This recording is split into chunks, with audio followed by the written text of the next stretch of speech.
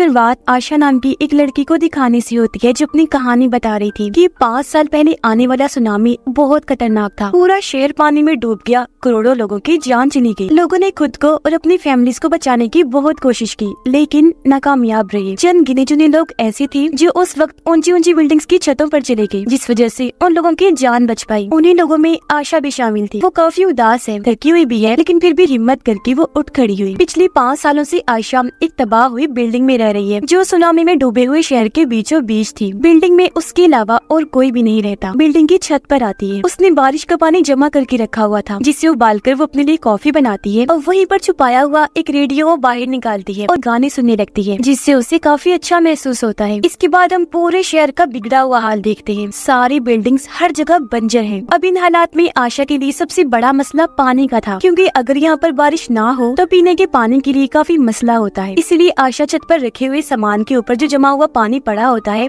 उसे कपड़े से साफ करती है। फिर कपड़े को निचोड़कर मिले हुए पानी को वो बोतल में बंद करके रख लेती है। इस तरह वो अपने पीने के लिए पानी इकट्ठा करती है, पर इसे भी वो छुपा के रख लेती है, क्योंकि यहाँ पर सामान ना होने की वजह से बहुत सारे लोग ऐसे हैं जो लुटेरे बन चुके हैं। वो लूट लेते हैं। कितनी बोतल्स रह गई थी, आशा ये सब कुछ डायरी में नोट करती रहती है। इसके बाद वो आसपास की जगह को दूरबीन के जरिए देखने लगती है। अचानक एक पूरी बिल्डिंग पानी की वजह से नीचे गिरकर डूब जाती है। ऐसे करते करते बहुत सारा शहर पानी में डूब गया था। अब जब उसने नीचे पानी में देखा तो वहाँ एक बॉक्स था जो पानी में तैर रहा था।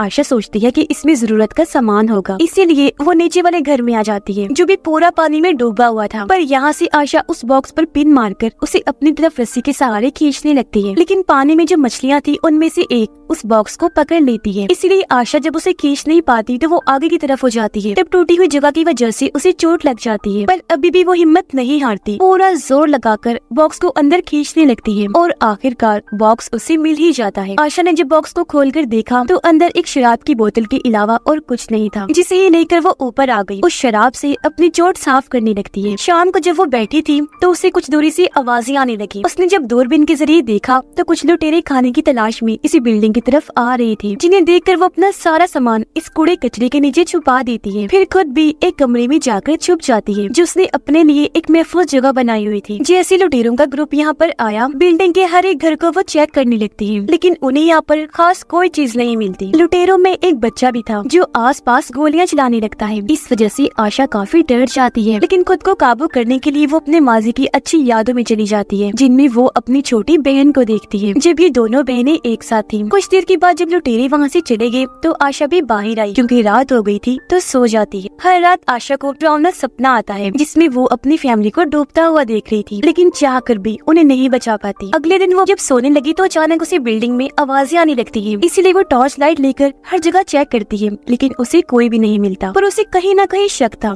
कि कुछ तो गड़बड़ जरूर है, मतलब कोई यहाँ पर चोरी छुपे आ गया है। इसीलिए वो हाथ धोकर साबुन को वहीं छोड़कर अंदर चली जाती है। पर तभी यहाँ एक छोटी बच्ची आ गई जो उस साबुन को उठा लेती है। तभी यहाँ पर आशा भी आ गई, जिसने उस बच्ची को देख लिया था। इससे पहले वो बच्ची को पकड़ती, वो ही आशा को मारकर यहाँ से भाग गई, एक दूसरी जगह पर जाकर छुप जाती है। अगली सुबह आशा उस बच्ची को ढूंढने के लिए निकल गई। उसने देखा कि वो बच्ची दूसरे कमरे में सोफे पर सोई हुई है। आशा बस उसे देखती है, कुछ करती नहीं, ताकि उसकी नींद न खराब हो, और अपना खाना बनाने के लिए चली जाती है। कुछ देर के बाद हमने देखा कि उस बच्ची ने आशा के कमरे में से बहुत सारा सामान चोरी किया हुआ है, जिनमें से उस बच्ची को आशा और उसकी छोटी बहन की तस्वीरें भी मिलती हैं। बच्ची अभी उन तस्वीरों को देख ही रही थी कि तभी आशा यहाँ पर फिर से आ गई। आशा उससे वो तस्वीरें तो खींच लेती है, लेकिन बच्ची खुद यहाँ से भाग जाती है। आशा को कुछ समझ नहीं आ रही थी कि आखिर अब मैं इस बच्ची का क्या करूँ, लेकिन फिलहाल के लिए वो इस बात को अपने दिमाग से निकाल देती है।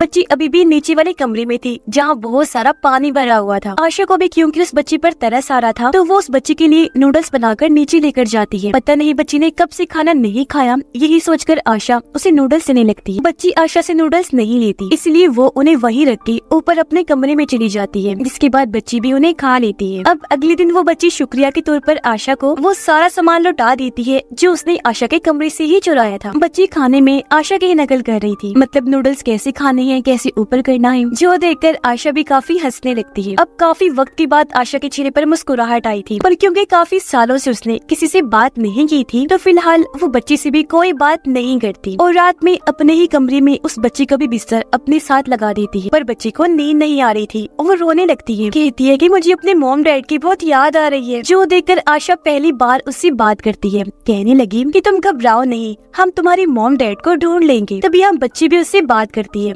कहती है कि मेरा नाम हाई है। जिसके बाद अगली सुबह आशा और हाई दोनों छत पर चली जाती है। खेलते खेलते बच्ची दरवाजे की लॉक पर लगी टेप पट्टी को हटा देती है, जिससे देखते ही देखते दरवाजा बंद होकर पूरा लॉक्ड हो गया, जिसका मतलब था कि ये दोनों छत पर ही फंस गई है। जो देखकर आशा काफी परेशान होने लगती है। असल में इस दरवाजे का लॉक खराब था, इसलिए आशा ने लॉक पर टेप पट्टी लगाई हुई थी, लेकिन पट्टी के हटने से लॉक लगा और ये दोनों यहाँ छत पर ही फंस गई थी। अब आशा को परेशान देखकर हाई एक तार लेती है और उसकी मदद से दरवाजे को खोल देती है। आशा भी काफी चौंक गई, काफी खुश हो जाती है, मगर साथ में उसे समझाती भी है कि देखो यहाँ की हर एक चीज का मैंने सेटअप बनाया हुआ है, इसीलिए बिना पूछे किसी भी चीज को हाथ नहीं लगाना, ठीक है ना। और हाँ, यहाँ पर शोर भी बिल्कुल मत मचाना, वरना यहाँ पर लुटेरे आ जाएंगे। यहाँ पर हाई आशा को कहती है कि हमें यहाँ से निकलना चाहिए, आखिर हम कब तक यहाँ पर रहेंगे, यहाँ रहना किसी खतरे से खाली नहीं है। लेकिन इसके लिए वो साफ साफ मना कर देती है। कुछ देर के बाद आशा ने नोटिस किया कि जो खानदानी नेकलेस मैंने पहना हुआ था वो मेरे गले से गायब है, तो वो काफी परेशान हो गई, हर जगह उसे ढूंढने लगती है। उसे ये लगने लगता है कि वो जरूर हाई ने ही चुराया है। इसलिए जब इस बारे में आशा हाई से पूछती है तो उसे काफी बुरा लगा कि आशा मुझे चोर समझ रही है। वो उससे नाराज हो गई, बिना कुछ कहे अपना सारा सामान लेकर दूसरे कमरे में शिफ्ट हो जाती है। सुबह को आशा देखती है कि हाई पीने वाला पानी कपड़े धोने के लिए जाया कर रही है। इसके अलावा भी उसने कई और सारी चीजें जाया कर दी थी, पर क्योंकि वो नाराज थी इसलिए आशा उसे कुछ नहीं कहती। मगर आशा जब सो रही थी तो एक बार फिर उसे डरावना सपना आया। उसने देखा कि जब समंदर में तूफान आया था तो किस तरह पानी तेजी से मेरे घर में घुस रहा था। वो डरी हुई है, बुरी तरह बचकर भाग रही है। ये इतना भयानक सपना देखकर वो काफी डर गई, चीखने चिल्लाने लगती है। लेकिन उसकी आवाज सुनकर हाई यहाँ पर आई और उसे जगाकर हौसला देने लगती है, जिससे यहाँ पर दोनों एक बार फिर बातें करने लगते हैं। यहाँ आशा हाई को समझाती है कि यहाँ पर कैसे कैसे रहना है। सबसे पहले वो कहती है कि पानी को कम से कम इस्तेमाल करना है, मतलब पीने वाला पानी कैसे और नहाने वाला, कपड़े धोने वाला कैसे। साथ ही बिजली से तुम्हें दूर रहना है। साथ ही रेडियो को भी ऊंची आवाज में ना सुने, क्योंकि वो आवाज सुनकर लुटेरे यहाँ पर आ जाएंगे। यहाँ पर हाई आशा से एक कमरे के बारे में पूछती है जो पिछले काफी वक्त से बंद था। इस पर आशा उसे बताती है कि इस कमरे से बहुत गंदी बदबू आती है, तो तुम गलती से भी कभी इसे मत खोलना। अब बदबू क्यों आया करती थी ये बात आशा उसे नहीं बताती। अगली सुबह रेडियो पर हाई खबरें सुन रही होती है, जहाँ पर बताया जा रहा था कि बचे हुए लोगों को गवर्नमेंट मदद दे रही है। जिंदा बचने वाले तमाम लोगों को दूसरे शहर में भेजा जा रहा है जो बहुत महफूज है। खाने पीने का और जरूरत का सारा सामान वहाँ पर दिया जा रहा है, जहाँ पर वो बड़े आराम से अपनी नई जिंदगी गुजार रही है। ये खबर जाकर हाई आशा को बताती है और कहने लगी कि हमें भी गवर्नमेंट की दी हुई इस जगह पर चलना चाहिए। लेकिन आशा एक बार फिर साफ साफ मना कर देती है। ये सुनकर हाई को बुरा लगा और वो आशा को डरपोक कहने लगती है कि तुम हालात का मुकाबला क्यों नहीं कर सकती, क्यों तुमने सोचा हुआ है कि तुम हमेशा यहीं पर पड़ी रहोगी। लेकिन जब आशा ने फिर से मना कर दिया तो हाई अकेले ही वहाँ पर जाने का फैसला करती है और अब वो प्लास्टिक की बोतल्स को आपस में जोड़कर उस जगह पर जाने के लिए अपने लिए कश्ती तैयार करने लगती है। जो देखकर आशा उसे समझाती है कि देखो इस बिल्डिंग से बाहर निकलना खतरे से भरा हुआ है, क्योंकि पानी में शार्क्स और भी खतरनाक किस्म की मछलियाँ हैं। साथ ही वो जगह भी बहुत दूर है जहाँ पर तुम जाना चाह रही हो। वहाँ पहुँचते पहुँचते खाने पीने जरूरत का सामान खत्म हो सकता है, पानी में हम रास्ते भी भूल सकते हैं। ये सुनकर हाई उसे एक फ्लेयर गन दिखाते हुए कहती है कि देखो ये मेरे पास है, इसके जरिए मैं अपनी हिफाजत कर सकती हूँ। फ्लेयर गन देकर आशा काफी घबरा गई। वो हाई से गन को छीनते हुए कहती है कि गलती से भी इसे चला मत देना, वरना इसकी आवाज सुनकर लुटेरे यहाँ पर आ सकते हैं। अब क्योंकि आशा ने हाई के साथ काफी सख्ती से बर्ताव किया था तो कुछ देर के बाद वो उसे माफी मांगते हुए प्यार से समझाती है कि देखो मेरी बात सुनो, आज से पहले कई बार मैंने यहाँ से निकलने की कोशिश की है, लेकिन कभी भी मैं कामयाब नहीं हो पाई। ये बात बताते बताते उसे फिर से पास्ट का एक वक्त याद आने लगता है जब वो फैसला कर चुकी थी कि मैं अपने घर को छोड़ दूंगी, क्योंकि उसके मॉम डैड घर में लाई गई चीज सबसे पहले उसकी छोटी बहन को दिया करती थी, जिस बात की वजह से उसे बहुत गुस्सा आया करता था और वो अपनी बहन से जलती थी। यही वजह है कि उसका ताल्लुक अपने मॉम डैड के साथ भी बिल्कुल अच्छा नहीं था। अपने माँ बाप का ऐसा सलूक देखकर वो काफी तंग आ गई थी। हमेशा उसकी छोटी बहन को ही अहमियत दी जाती, इस बात को लेकर अक्सर उसका अपने मॉम डैड से झगड़ा हो जाया जाया करता था, तो आज वो घर छोड़कर निकल जाती है। मगर तब आशा की बहन ने उसे जाने से रोक लिया था। प्रेजेंट टाइम में आशा देखती है कि उसका वो नेकलेस वहाँ पर गिरा हुआ है जो टूटकर गले से गिर गया था, यानी कि इसमें हाई की कोई गलती नहीं थी, उसने नेकलेस नहीं चुराया था। जिस बात से आशा को काफी शर्मिंदगी हुई और वो हाई से माफी मांगती है।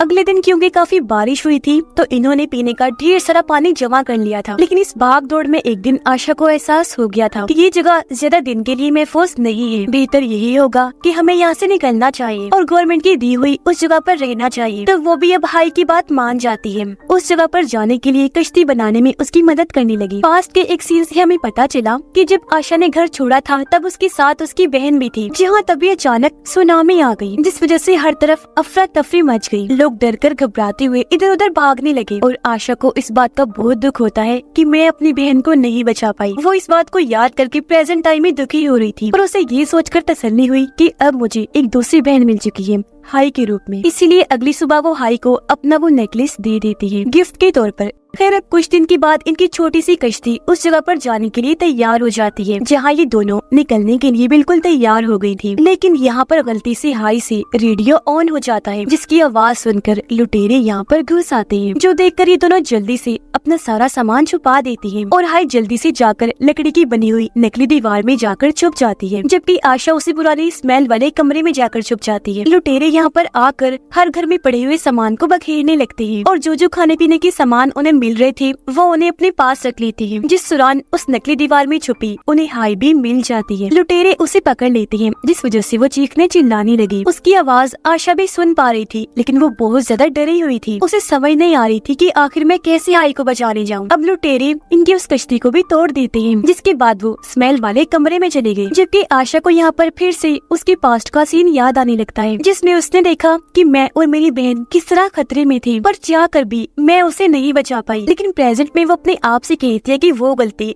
अब मैं दोबारा नहीं करूंगी, और अब वो बड़ी हिम्मत करके बाहर आ जाती है ताकि हाई को बचा सके। उसके पास फ्लेयर गन थी, इसलिए एक आदमी जो उसके पास आया था वो उसे मार देती है। फिर वहाँ से भागकर दूसरे घर में आ गई, जहाँ वो लुटेरों को फंसाने के लिए एक ट्रैप जाल बिछाती है और वहाँ पर रेडियो ऑन कर देती है। आवाज सुनकर 2-3 लुटेरे अंदर आए, तब मौका देकर आशा उन पर हमला कर देती है, उनसे लड़ने लगी और इन सब आदमियों को मार देती है। अब लुटेरों के हेड ने हाई को पकड़ लिया था, तो अब वो आशा को ढूंढने के लिए अपने और आदमियों को भेजता है, जिस वजह से आशा एक बार फिर उस स्मेल वाले कमरे में छुपने के लिए चली जाती है। यहाँ पता चला कि उस कमरे में स्मेल क्यों थी। दरअसल यहाँ पर बहुत सारी लाशें पड़ी हुई थी जो गल सड़ गई थी और बदबू उन्हीं में से आ रही थी। पर 2 दिन लाशों को सामने आशा नहीं रखा था, क्योंकि ये उसका प्लान था। पहले वो लाशों की मदद से लुटेरे को डराती है, जिसके बाद खुद सामने आकर उसे जान से मार डालती है। उसे खत्म करने के बाद आशा उसका चाकू छीन लेती है और उसके बचे हुए साथियों को भी मार डालती है। और अब वो पहुंच जाती है लुटेरों के हेड के पास, जो दरअसल एक शिप पर था, जहाँ हेड के साथ भी आशा की काफी लड़ाई होती है, जिस दौरान ये तीनों ही गलती से पानी में गिर जाती है। अब इससे पहले शार्क यहाँ पर आती, आशा जल्दी से हाई को लेकर